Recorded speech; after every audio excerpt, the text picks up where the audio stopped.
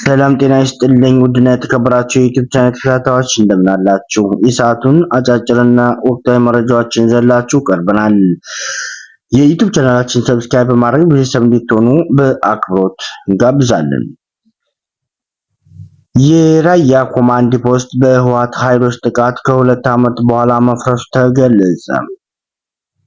በአካባቢው ስላለው ወቅታዊ የጸጥታ ሁኔታና የኮማንድ ፖስት መፍረስ ከፌዴራሉም ሆነ ከአማራ ክልል መንግስት የተሰጠ ማብራሪያ እንደሌለም አስታውቀዋል። የህወሓት ታጣቂዎች በራያና አላማጣ የመንግስት መስሪያ ቤቶችን መቆጣጠራቸውን ተከትሎ አፈናና ዝርፊያ እየተፈጸመ መሆኑን ተገልጿል። በአላማጣ ከተማ የነበረው ኮማንድ ፖስት ከተማውን ለቆ መውጣቱን ሁለቱም ከተማዋን የቀድሞው ከንቲባና ነዋሪዎች አረጋግጠዋል። ከተማዋ በኮማንድ ፖስት ከመተዳደሯ በፊት ከንቲባ የነበሩት አቶ ኃይሉ አበራም በሰጡት ቃለ መሐላም አላማጣ ያለ ኮማንድ ፖስት ዛሬ ለቋል ሲሉም አስታውቀዋል። ሰውም ሌሊቱን እየታፈነ ነው ያደረውም ሲል ገልጿል። ኃይሉን ሰው እንዳዲስ የተፈናቀለ እግሩ ወደ አመራው እየሄደ ነውም ሲሉ ገልጸዋል።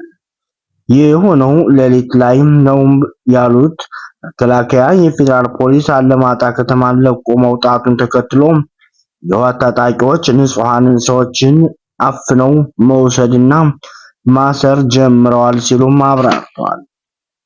በተመሳሳይ መልኩ በቀድሞ የትግራይ ጊዜያዊ አስተዳደር ወቅት አላማጣ ከተማ ከንቲባ ተደርገው የተሾሙት አቶ ዝናቡ ታደሰ ጦርነትን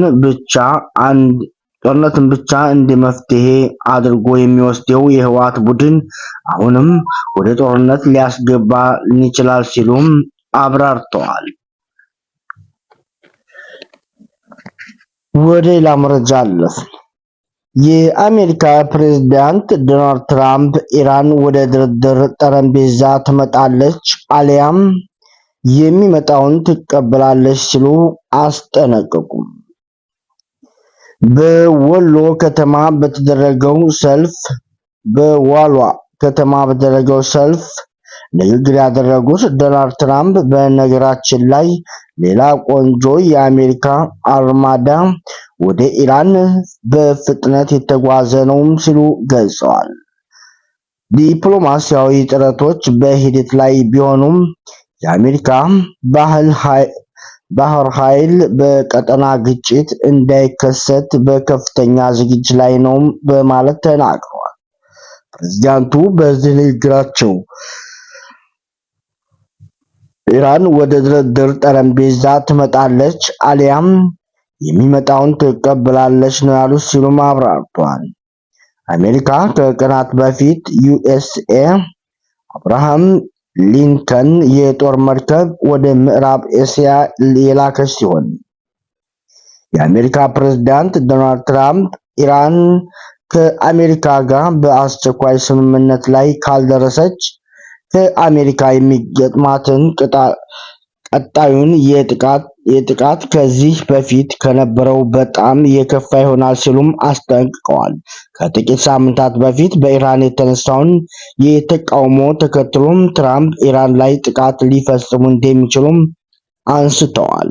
ትራምፕ ትሩዝ ሶሻል በተባለው ማህበራዊ ገጻቸው የዩኤስኤ አብርሃም ሊንከን የተሰኘውን ግዙፍ የጦር መርከባቸውና ሌሎች ኃይሎች ወደ ባህረ ሰላጤው መሰማራታቸውን አስታውቀዋል። አስፈላጊ ሲሆንም በፍጥነት እና በአደገኛ ሁኔታ የሚሰጣቸውን ተልዕኮ ለመፈጸም ዝግጁ መሆናቸውን ጠቁመዋል።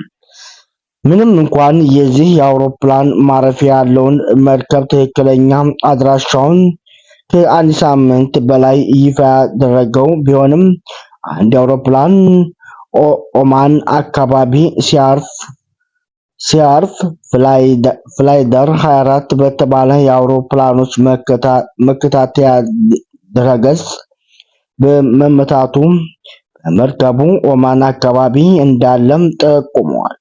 ሌሎች 3 የጦር መርከቦችም ወደ መካከለኛው ምስራቅ ሲሰማሩ ዩኤስኤ አብርሃም ግዙፍ ነው ተብሏል። ባሮቻችን ለዛሬ ያዝላችሁ መረጃ እስካሁን ነበር። አብራችሁ ስለቆያችሁ